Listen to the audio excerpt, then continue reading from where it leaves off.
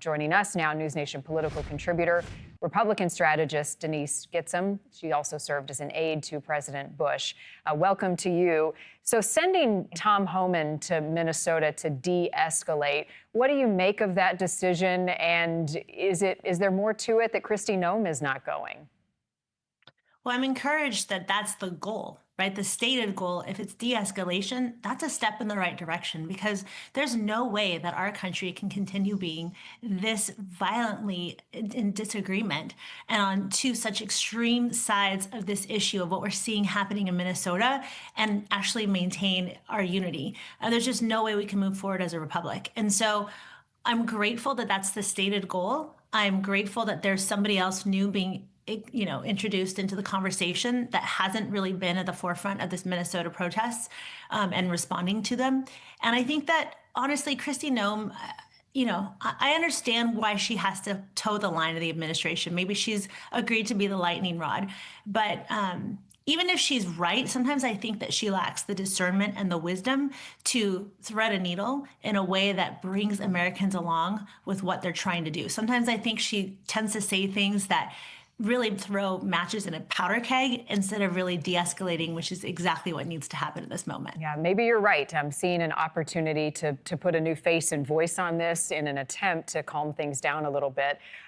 There's a lot happening in Washington. I mean, once folks get back after the weather delays, Democrats are threatening to withhold funding for DHS as this plays out. So we've got a potential government shutdown again looming. Your thoughts on that political strategy? Well, you saw it play it out last time. It didn't really help anybody. And I think that there's the sense that for Chuck Schumer in particular, if he doesn't toe the line that AOC has held for so long about defunding law enforcement in general, then he's not going to be able to win a re-election.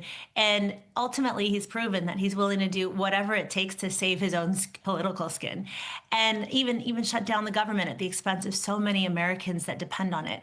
And so I just think that this is going to play out poorly for everyone. And the real losers are going to be Americans, as they always are during a shutdown.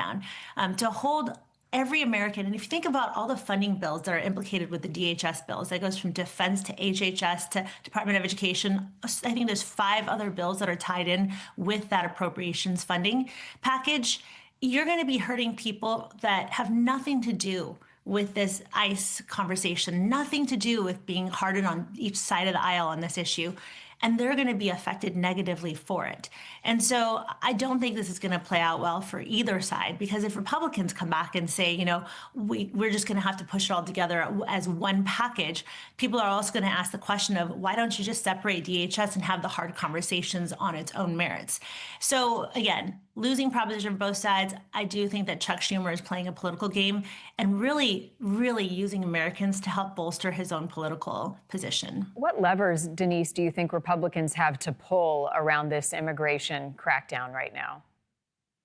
I think that most Americans agree with Republicans, whether or not they would say so in the midst of all the heightened emotion right now, that we need to be a country that enforces its laws. And when you position it and when you communicate that and just talk about the facts without all of the other emotion around it, when we really talk about what kind of a nation we believe in, whether or not we believe in the laws of the land and having enforceable immigration laws and really making sure that people don't get to cheat the system or kind of discard the notion that our nation was built on, which is that it's a privilege to be an American citizen.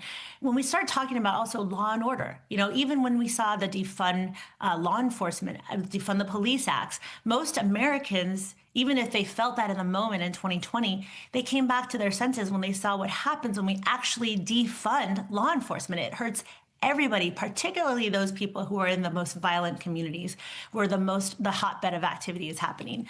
So I think that when we start saying, is there a way, I think Republicans need to do this right now.